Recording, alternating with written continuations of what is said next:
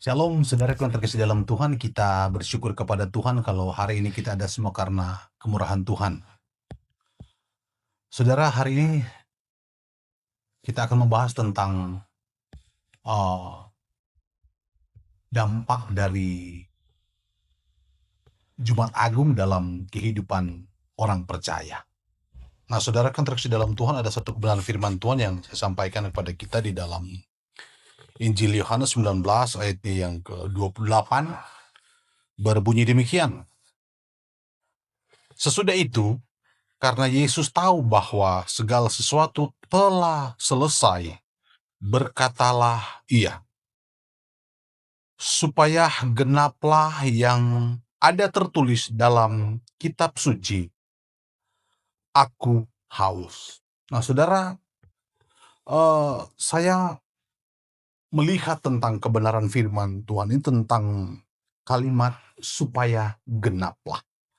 Nah, saudara, di dalam momen Jumat Agung ini, kita diingatkan tentang bagaimana sebuah penggenapan dari Yesus Kristus sebagai misi sorga bagi umat manusia agar supaya penggenapan itu terjadi dalam kehidupan Yesus.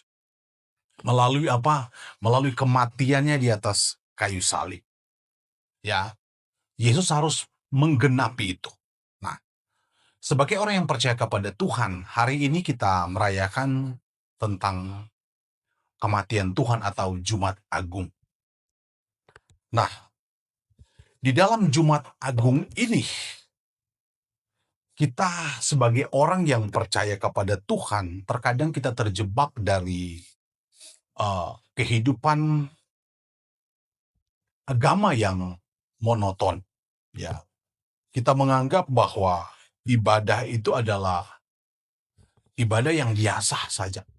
Ya, bahkan tiap tahun kita merayakan yang namanya Jumat Agung ini. Tetapi kita harus melihat sebenarnya apa dampak dari kita mengingat kembali tentang kematian Tuhan di atas kayu salib. Ya. Nah, saudara, Jumat Agung bukan sekedar peringatan sejarah yang suram, mengingat apa yang terjadi dalam kehidupan Yesus. Sehingga kita mengajak keluarga kita, mengajak istri, mengajak suami, mengajak anak-anak kita datang beribadah dan kita beribadah seperti biasa. Tetapi ingat bahwa Jumat Agung itu bukan sekedar memperingati. Ya, ini adalah puncak dari misi kasih Allah bagi manusia itu. Ya, dia melakukan itu, saudara, dalam karya Bapa di sorga. Ya, ada misi Allah yang terkandung di dalamnya untuk menyelamatkan kita. Seringkali kita melihat salib hanya sebagai simbol penderitaan. Namun bagi orang yang percaya, salib adalah pusat pelayanan. Ya, di mana kita belajar melayani Tuhan. Kita belajar melayani seperti apa, melihat bahwa Yesus melayani sampai mati di atas kayu salib. Ya, dia sempurna melayani. Kita melihat bagaimana penderitaan yang dia tanggung, penderitaan yang dia korbankan di atas kayu salib, dan itu adalah bentuk pelayanannya bagi manusia, sehingga kita mengalami keselamatan Tuhan dalam kehidupan kita masing-masing. Ya. Nah, saudara yang terkasih dalam Tuhan, di atas kayu salib, kasih bertemu dengan keadilan. Dan murka Allah digantikan oleh anugerah. Ya, di dalamnya, saudara, ada karya Allah yang sangat luar biasa dalam hidup kita, yang perlu kita ingat dalam perjalanan hidup kita. Jumat Agung bukan sekedar kita rayakan bersama, ya, tetapi ada hal yang terpenting di dalamnya. Nah, saudara,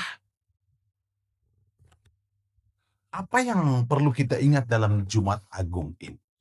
Yang pertama, saudara, dalam Filipi pasal 2 ayat yang ke-8, saudara berkata demikian, dalam keadaan sebagai manusia, ia telah merendahkan dirinya dan taat sampai mati, bahkan sampai mati di kayu salib. Saudara, yang pertama di momen Jumat Agung ini, kita diingatkan, yang pertama, ketaatan yang total. Yesus yang datang ke dalam dunia ini, dia menjadi manusia. Ia merendahkan dirinya, taat sampai mati, bahkan sampai mati di kayu salib. Taat, ya, total dalam ketaatan. Ya, dia melakukan itu dengan tidak beralasan. Dia taat. Yesus taat. Saudara, seberapa penting taat dalam kehidupan kita? Mari kita belajar taat dalam hidup ini. Ya, dalam keluarga kita, dalam membangun hubungan keluarga suami istri, mari kita tetap belajar taat. Walaupun taat itu secara manusia itu sulit, walaupun taat secara manusia itu tidak mudah untuk kita lakukan bersama, tetapi saudara ingat bahwa ketaatan itu dilakukan oleh Yesus di atas kayu salib. Ya, itu dilakukan oleh Sang Juru Selamat kita di atas kayu salib. Dia menjadi manusia, merendahkan dirinya. Ya, itulah sebuah ketaatan. Ya, kita belajar untuk tetap taat dalam kehidupan kita ini. Jangan sampai ketaatan kita, saudara, ya, jangan sampai kehidupan kita hilang ketaatan. Belajar taat dengan tugas kita masing-masing dalam pelayanan. Taat melakukan firman Allah, mengaplikasikan firman Allah itu dalam kehidupan kita. Dan kita taat. Walaupun sulit, walaupun tidak mudah, tapi mari kita belajar untuk tetap taat, melakukan tugas Tuhan dalam kehidupan kita masing-masing. Ya, itu yang pertama, saudara. Ya, Yesus menunjukkan bahwa pelayanan yang berdampak dimulai dari ketaatan. Nah, mari kita belajar untuk berdampak, belajar dari ketaatan. Untuk kamu jadi hidup luar biasa di dalam Tuhan, belajar dari ketaatan. Ya, ia tidak hanya melayani saat dipuji, tetapi ia tetap taat sampai mati, bahkan mati di atas kayu salib. Ya, total dalam ketaatan. Ya, kita akan melihat keberhasilan, kita akan melihat kemenangan demi kemenangan yang Tuhan anugerahkan dalam hidup kita. Ketika kita tetap memilih taat meskipun situasi dan keadaan tidak mudah, tetapi kata firman Tuhan, lakukanlah segala sesuatu untuk Tuhan, bukan untuk manusia. Ketika saudara terkonek dengan Tuhan, ketika saudara menyelaraskan hidupmu dengan kasih Tuhan, ya, ketika apa yang kau lakukan ada ketaatan Tuhan, saya percaya Tuhan perhatikan hidup. Tuhan tahu kemampuanmu, tapi Tuhan lihat ketika engkau mampu melakukan kebenaran firman Allah melalui ketaatan, hidupmu diberkati Tuhan, hidupmu diangkat oleh Tuhan, hidupmu dipulihkan, hidupmu penuh dengan mujizat Tuhan ketika kita taat kepada Bapa di sorga. Ya, nah saudara yang terkasih dalam Tuhan, pelayanan kita akan berdampak jika didasari oleh ketaatan kepada kehendak Bapa, bukan demi popularitas atau kenyamananmu pribadi. Ya, maka dari itu saudara kita tetap berfokus kepada Bapa di sorga. Apa yang kita lakukan itu untuk Tuhan, bukan untuk manusia. Ya, bukan tujuan pribadi, tapi untuk kemuliaan Tuhan. Dan saya percaya kasih Allah, anugerah Allah akan selalu menyertai segenap kehidupan kita. Yang kedua, saudara, apa yang perlu kita ingat dalam Jumat Agung ini? Yang kedua, Yesus mengubah hidup kita. Di dalam Yesaya 53 ayat yang kelima, berbunyi demikian, tetapi dia tertikam oleh karena pemberontakan kita, dia diremukkan oleh karena kejahatan kita, ganjaran yang mendatangkan keselamatan bagi kita ditimpakan kepadanya, dan oleh bilur-bilurnya kita menjadi sembuh. Nah, saudara kan terkasih dalam Tuhan, yang kedua, Yesus mengubah hidup kita melalui pengorbanannya.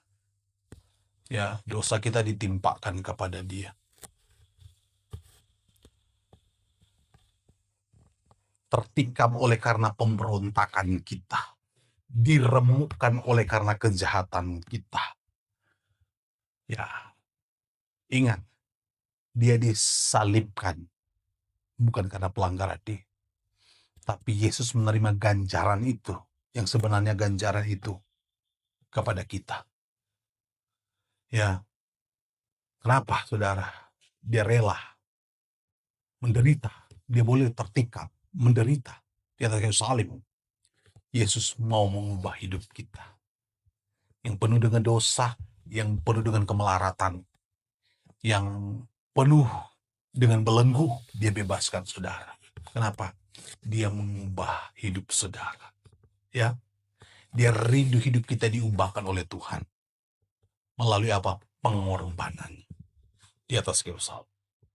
Jangan takut menjalani hidup ini, tetap maju bersama dengan Tuhan. Saya percaya ada kekuatan baru yang terus akan menjadi bagian dalam kehidupan kita. Ingat, dosa kita ditimpakan kepadanya. Kebenarannya diberikannya kepada kita.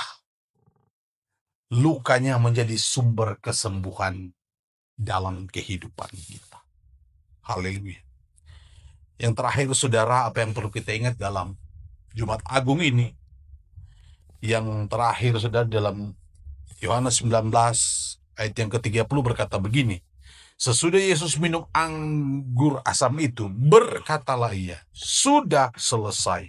Lalu ia menundukkan kepalanya dan menyerahkan nyawanya. Saudara, yang terakhir, saudara, apa yang perlu kita ingat dalam Jumat Agung ini? Ingat, Yesus menyelesaikan tugas dengan sempurna. Sudah selesai. Ya. Ketika Yesus berseru sudah selesai, ia tidak sedang menyatakan kekalahan. Itu adalah teriakan kemenangan seorang pemenang yang menyelesaikan tugas. Ya. Utang dosa telah lunas dibayar. Tidak ada lagi penghalang antara manusia dengan Allah. Dibayar lunas ya oleh darah, karena pembayaran dosa itu harus dibayar dengan darah, nyawa. Itulah pengorbanan. Nah, maka dari itu Yesus selesaikan semuanya itu. Sudah selesai. Saudara, tidak ada penyalipan kedua. Tidak ada Yesus yang kedua. Yesus sudah lakukan satu kali untuk selamanya. Maka dari itu, saudara yang terkasih dalam Tuhan dimanapun kita berada, ketika saudara merayakan Jumat Agung, ini adalah peristiwa yang sangat luar biasa bagi umat Kristianis di muka bumi. Perlu kita renungkan. Kita bukan sekedar mengikuti liturgi biasa, ibadah biasa, tapi kita mengingat bahwa Yesus sudah selesai melaksanakan keselamatan itu. Dan keselamatan itu hanya kita peroleh di dalam Yesus Tuhan. Nah, puji Tuhan, tetap semangat, tetap berpengharapan kepada Tuhan melalui kematiannya di atas kayu salib bagi kita, membawa keselamatan dalam kehidupan kita. Puji Tuhan, saya Pendeta Joli Makalo dari tim Henry Claforti Ministry. Tuhan Yesus memberkati kita semuanya.